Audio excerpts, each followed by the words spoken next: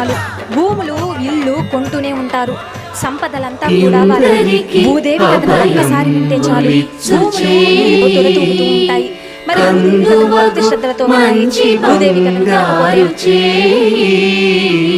ఇందరికి అభయంబులిచ్చు చేయి, ఇందరికి అభయంబులిచ్చు చేయి.